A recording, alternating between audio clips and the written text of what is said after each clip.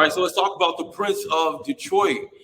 First, tell me about what inspired you to be a part of this project. Well, I met Tommy Duncan, and he was doing ads on my television network at the time, and we got to know each other. And he was actually teaching me about how he had just sold his company for $120 million, and then, he said that he wanted to make a TV show about his life, and he already had a script. So I read the script and was like, I'll make it. We can make it. And as I was understanding what the actual movie was, it was something I had never seen before. High quality health care to all people. We are behind on all of our bills. The hospital is facing foreclosure. I think we have another option. Which is? We can sell. Who will be willing to purchase this hospital? I would be. Someday, you're gonna be an entrepreneur as well.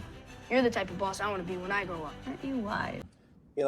Not even black people, but just people buying a hospital and having a certain amount of wealth at a certain time, but especially because they were black. And these are visuals that we don't usually see.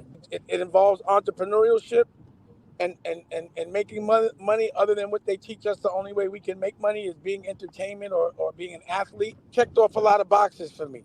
It was a challenge for me. It was something that would be good for the culture. And, it was something about Detroit, and I'm not from Detroit. The what up, though, of it all is definitely in effect. Right. What up, though? We love that.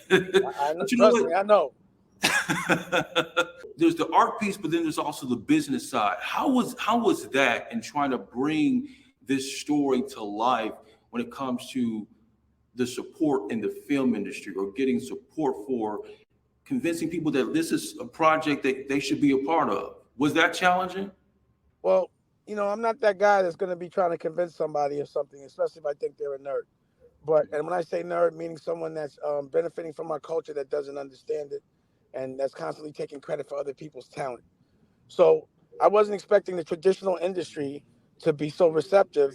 And they're not receptive to most of the things I do because it involves awareness of our independence and self-worth. So, I'm actually the contradiction of the way they want the world to run and what they want us to think of each other. So I always knew that we were going to do this independent. The whole intention was to put it on my network, and that's American New Network. But it was so good that it wasn't something that could just go digitally. It was something that, as an independent, I went and got made. I did the deal with AMC myself, and it's in theaters, more theaters than when I put another movie, Honor Up through Lionsgate. And, we did it ourselves. So this is a showcase in independence, making the movie independently, distributing it independently, and it's about entrepreneurship in a way that we haven't seen before. So again, that's why I said it checks off a lot of boxes for me. But I did give the movie to certain agents from other cultures, and they were like, "Where's the guns?" I thought this was about a pimp. I don't think there's an audience for this because we've never seen this before.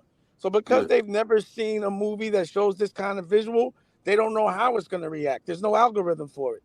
So I'm trying to create a new algorithm which shows the positive images of us, not us beating each other or us getting beat, but us actually passing a certain degree of wealth with lineage and not being economically challenged. And that's what this is.